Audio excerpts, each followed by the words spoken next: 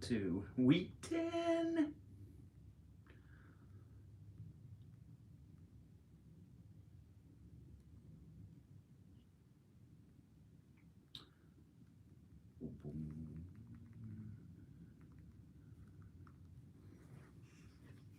So, I've put out let's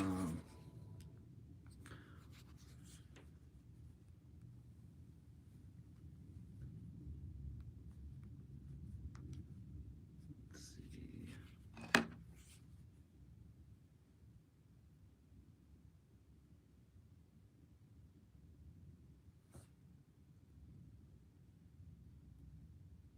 How's it doing that?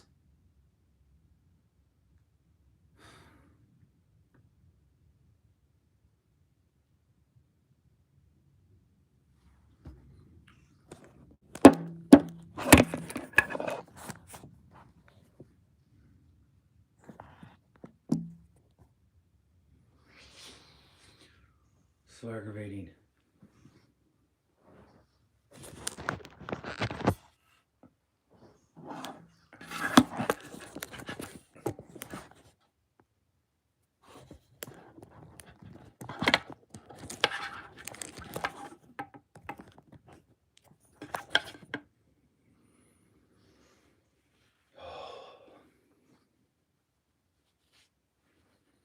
Turn that up. I'm hot.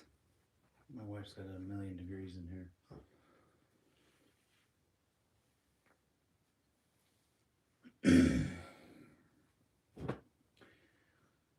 Anyway, what I was saying before I noticed that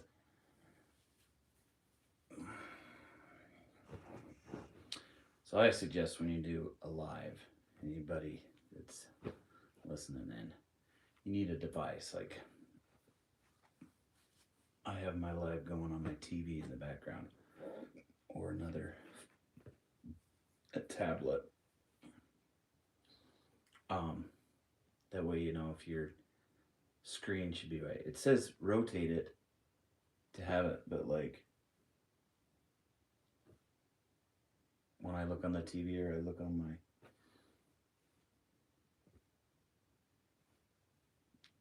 notebook, it is not coming out right. Anyway, I put out 4 banana breaks lately, and I was gonna do another one, and then I thought, I got those ones out there. It's pretty good ones. I'll just have a banana break in my live.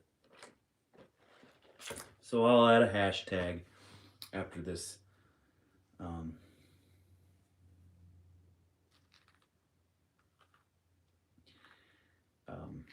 live uploads that is poetry, listen well, and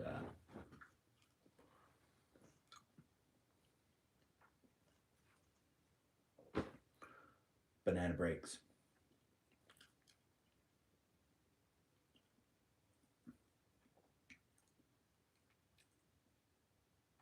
And I'll put,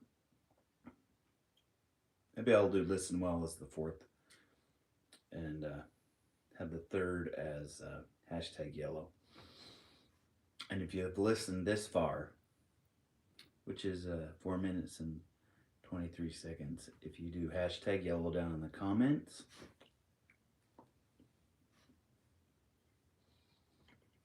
well,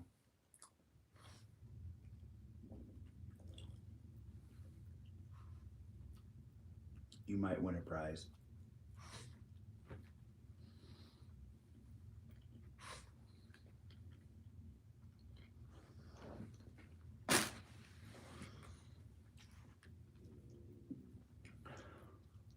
Anywho, give me a minute.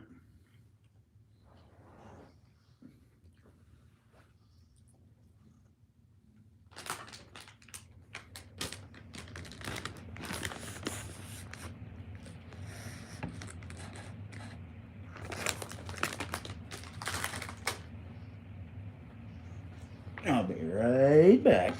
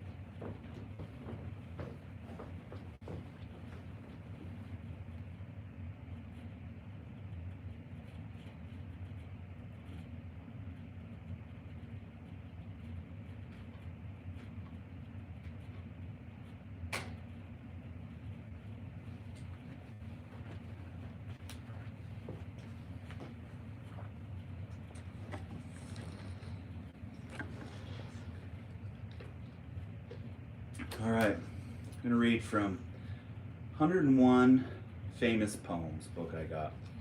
And I got this from my brother. It says to me. It says, to listen well. It says to Anthony, December 25th, 2001. Holy moly.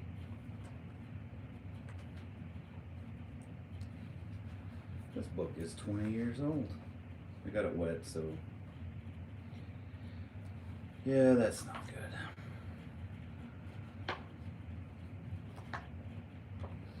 Merry Christmas. The poem you read last night was awesome. Love, your brother.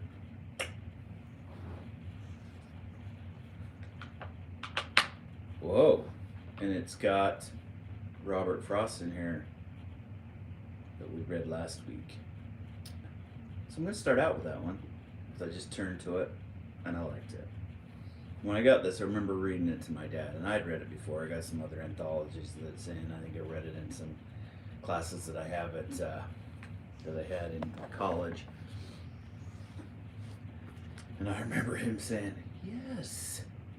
He definitely agreed with the neighbor that fences make good neighbors. So anyway, that was. Oh hey, do we have somebody else in here? Thank you for joining.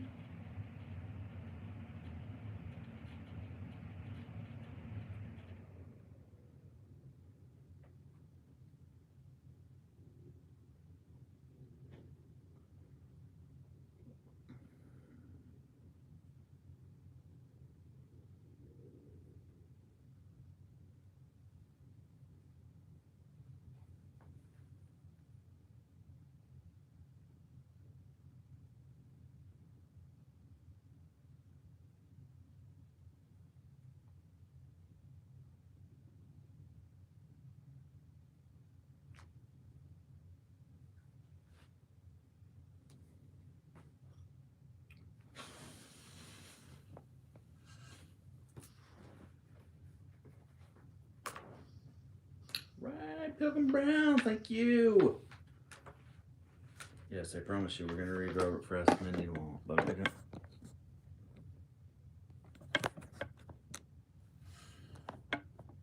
Much better. I feel like you're looking at my stomach or something. It's ridiculous. Something there is that doesn't love a wall, that sends the frozen ground swell under it and spills the upper boulders in the sun and makes gaps even two can pass abreast. The work of hunters is another thing.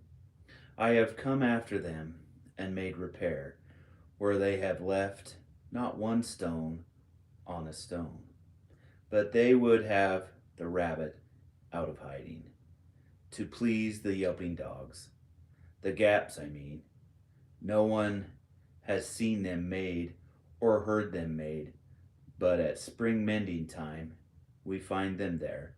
I let my neighbor know beyond the hill, and on a day we meet to walk the line and set the wall between us once again.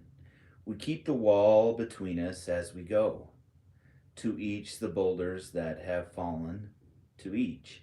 And some are loaves and some so nearly balls.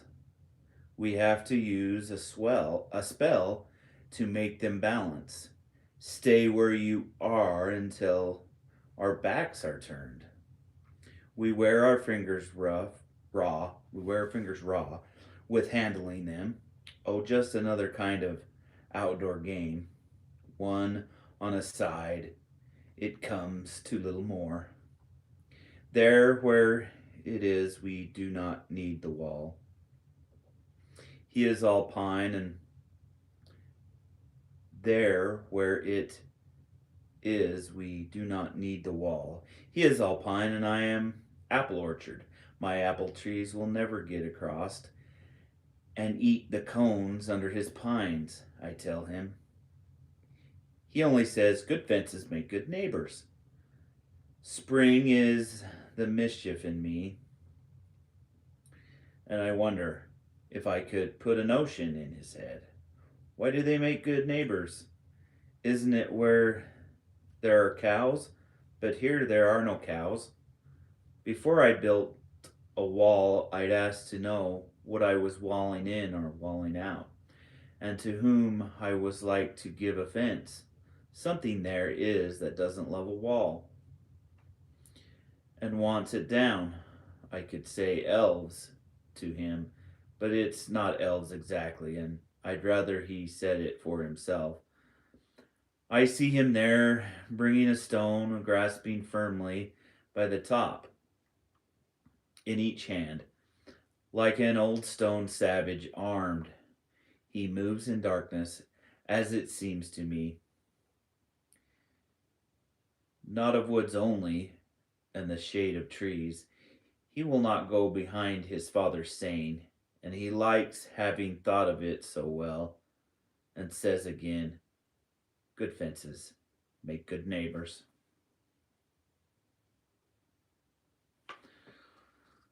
Yes, sir, I like that one.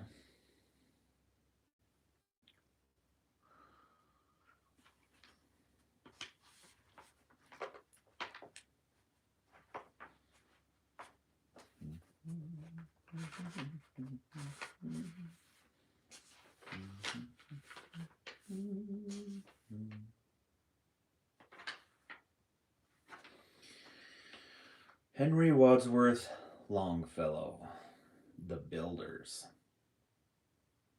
All are architects of fate, working in these walls of time, some with massive deeds and great, some with ornaments of rhyme.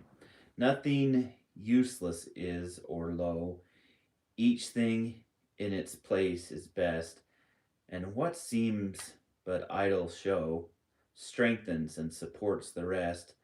For the structure that we raise, time is with materials filled. Our todays and yesterdays are the blocks with which we build. Truly shape and fashion these, leave no yawning gaps between. Think not, because no man sees, such things will remain unseen. In the elder days of art, builders wrought with greatest care each minute an unseen part, for the gods see everywhere. Let us do our work as well, both the unseen and the seen. Make the house where gods may dwell, beautiful, entire, and clean. Else our lives are incomplete, standing in these walls of time, broken stairways where the feet stumble as they seek to climb. Build today, then, strong and sure, with a firm and ample base, and ascending and secure, shall tomorrow find its place. Thus alone can we attain to those turrets where the eye sees the world as one vast plain and one boundless reach of sky.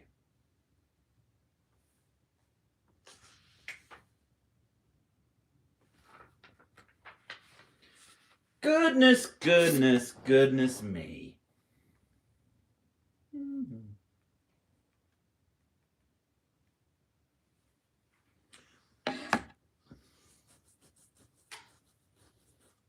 Having much luck today, are we?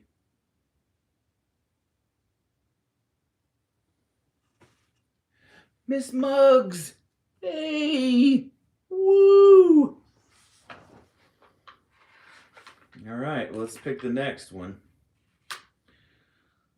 We'll read Alfred Lord Tennyson here. And the poem of his that we're going to read is called The Charge of the Light Brigade. Half a league, half a league, half a league onward, all in the valley of death. rode the 600. Forward the light brigade. Charge for the guns, he said. Into the valley of death rode the 600. Forward the light brigade. Was there a man dismayed? No, not thou, the soldiers knew. Someone had blundered. There not to make reply. Theirs not to reason why. Theirs but to do and die. Into the valley of death rode the 600. Cannon to right of them. Cannon to left of them. Cannon in front of them. Volleyed and thundered. Stormed at with shot and shell. Boldly they rode and well. Into the jaws of death. Into the mouth of hell rode the 600.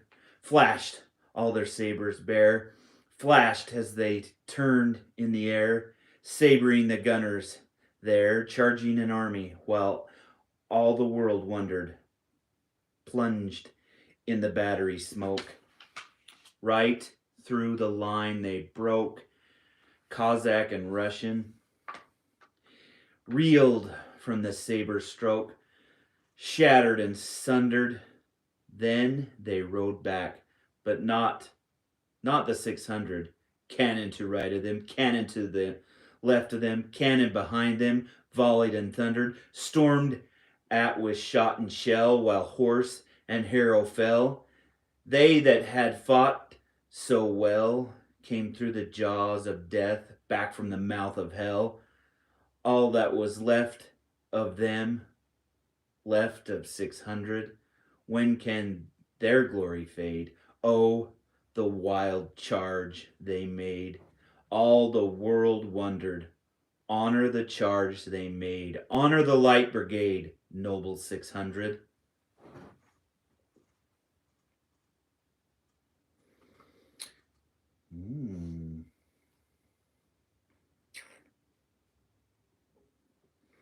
The Night Has a Thousand Eyes by Francis William Bourdillon. The night has a thousand eyes, and the day but one. Yet the light of the bright world dies with the dying sun. The mind has a thousand eyes, and the heart but one. Yet the light of a whole life dies when love is done.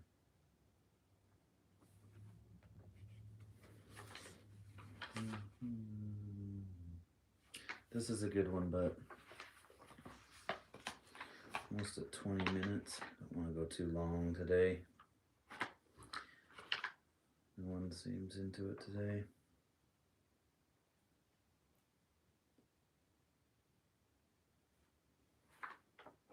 Can definitely read from this again.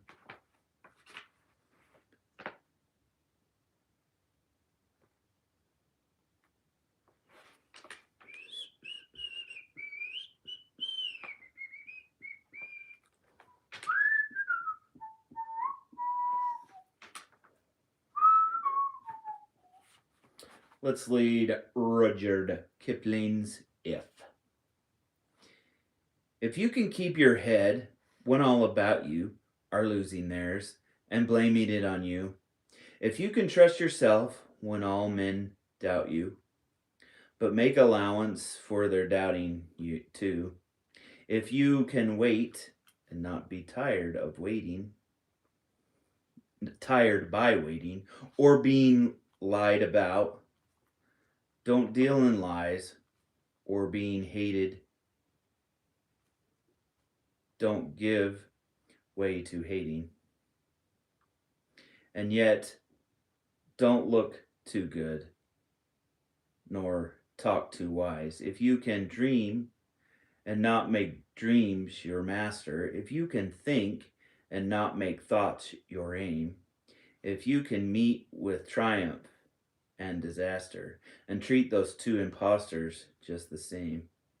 If you can bear to hear the truth you've spoken, twisted by knaves to make a trap for fools, or watch the things you gave your life to, broken, and stoop and build 'em up with worn out tools, if you can make one heap of all your winnings and risk it on one turn of pitch and toss, and lose and start again at your beginnings and never breathe a word about your loss, if you can force your heart and nerve and sinew to serve your true long after they are gone, and so hold on when there is nothing in you except will, which says to them, hold on.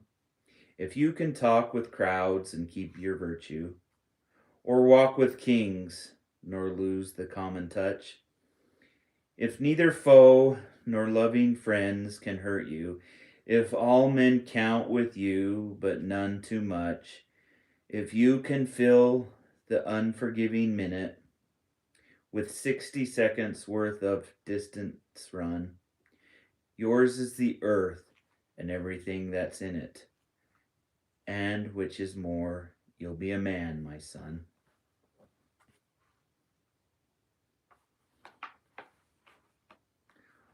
Right on, right on. Looks like we got some people in there. Thank you, Miss Muggs, for coming, Miss Southern Belle.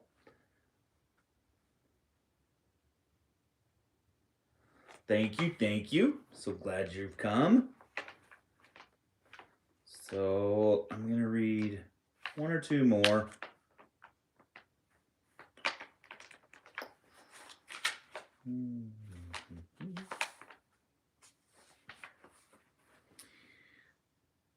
Let's read one by Frank L. Stanton. Keep a going. There's a picture of him. So, keep a going, or it's keep a going. If you strike a thorn or rose, keep a going. If you hails, or if it hails, or if it snows, keep a going. Tain't no use to sit and whine when the fish ain't on your line. Bait your hook and keep a tryin', keep a going. When the weather kills your crop, keep a going. Though 'tis work to reach the top, keep a going. S'pose you're out or every dime. S'pose you're out every dime.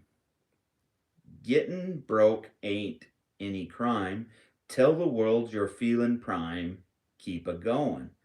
When it looks like all is up, keep a going.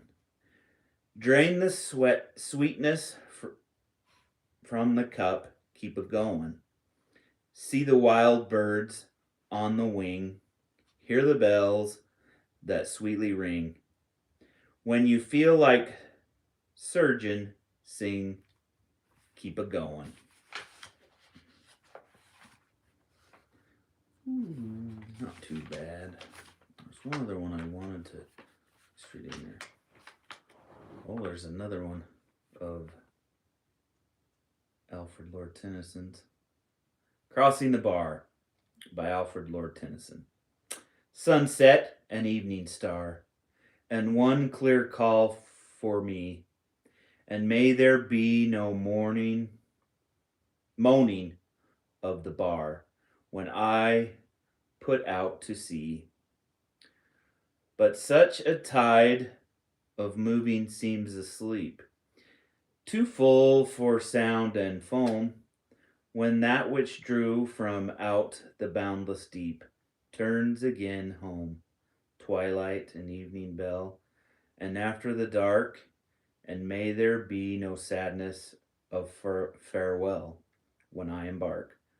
For though from out our bourne of time and place, the flood may bear me far, I hope to see my pilot face to face when I have crossed the bar. Excellent. So now let's read this Shakespeare one. I forgot it was in here. Soliloquy from Hamlet. To be or not to be? That is the question. Whether 'tis nobler in the mind to suffer the slings and arrows of outrageous fortune, or to take arms against a sea of troubles.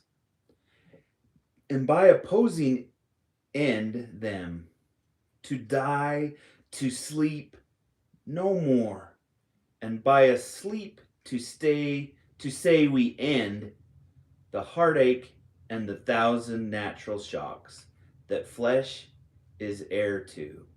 'Tis a consummation devoutly to be wished, to die, to sleep, perchance to dream. Aye, there's the rub. For in that sleep of death, what dreams may come when we have shuffled off this mortal coil, must give us pause. There's the respect that makes calamity of so long life. For who would bear the whips and scorns of time, the oppressor's wrong, the proud man's contumely, the pangs of despised love, the law's delay, the insolence of office, the spurns, the patient merit of the unworthy takes, when he himself might his quietus make. With a bar bodkin, who would fardels bear, to grunt and sweat under a weary life, but that the dread of something after death, the undiscovered country from whose bourne no traveler returns, puzzles the will and makes us rather bear those ills we have than fly to others that we know not of. Thus conscience does make cowards of us all, and thus the native hue of resolution is sicklied over with the pale cast of thought, and enterprises of great pith and moment with this regard their currents turn awry and lose the name of action.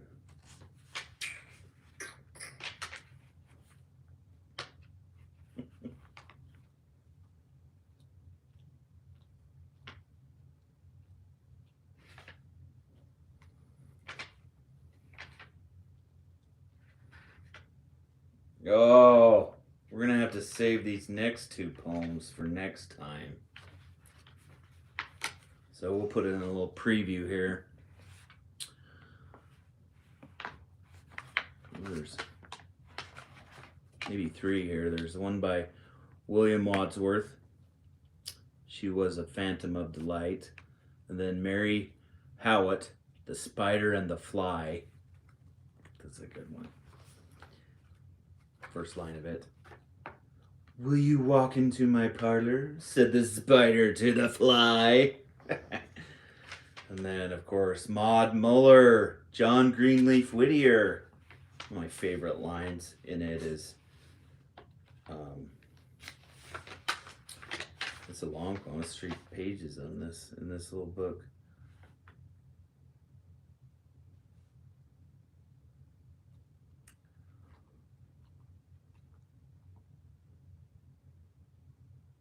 It's in the last stanza. Alas for maiden, alas for judge, for rich repiner and household drudge. God pity them both and pity us all. Oh, God pity them both and pity us all, who vainly the dreams of youth recall. For of all sad words of tongue or pen, the saddest are these, it might have been. Ah, well, for us all some sweet hopes lie, deeply buried from human eyes, and in the hereafter angels may roll the stone from its grave away. I like that one. Hey, we got some others in here.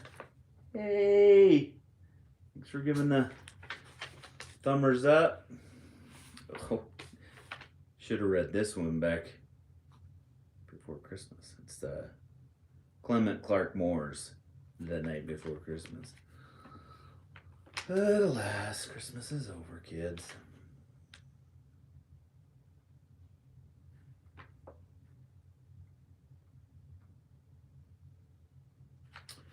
Yeah, there's still some good ones in here. But I want to get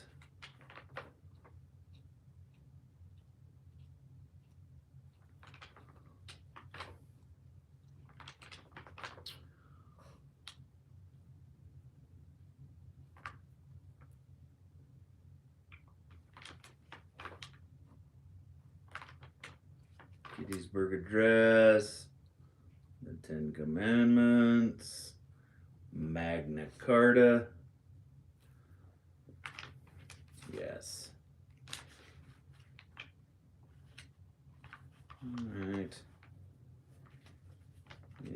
Yes. We're going to read The War Inevitable. The War Inevitable, March 1775. This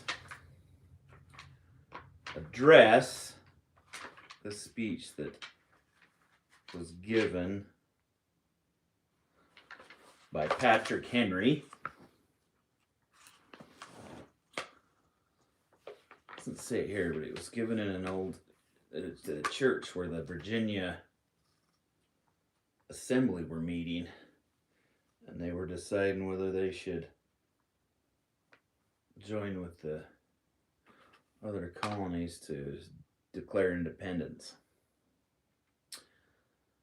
And Patrick Henry stood up and addressed them, and he said, "They tell us, sir," and it's the sir he's talking to, I can't remember who it was, but it's the president of the Virginia Assembly that is...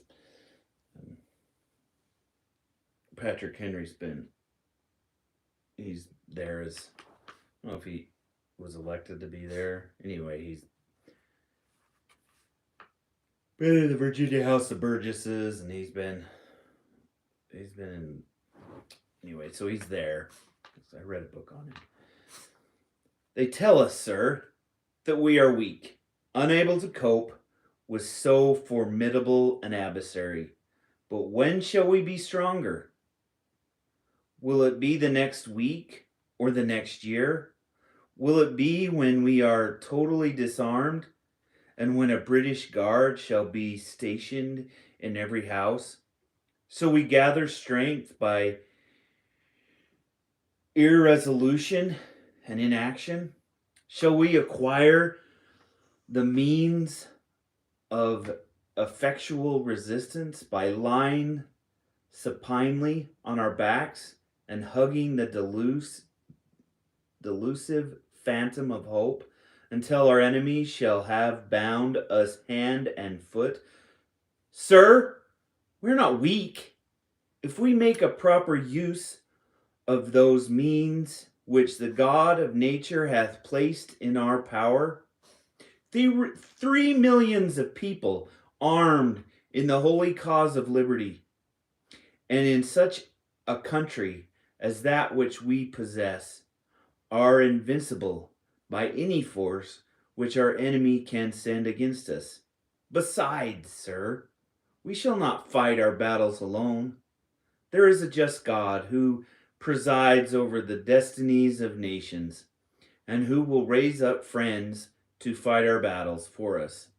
The battle, sir, is not to the strong alone. It is to the vigilant, the active, the brave. Besides, sir, we have no election.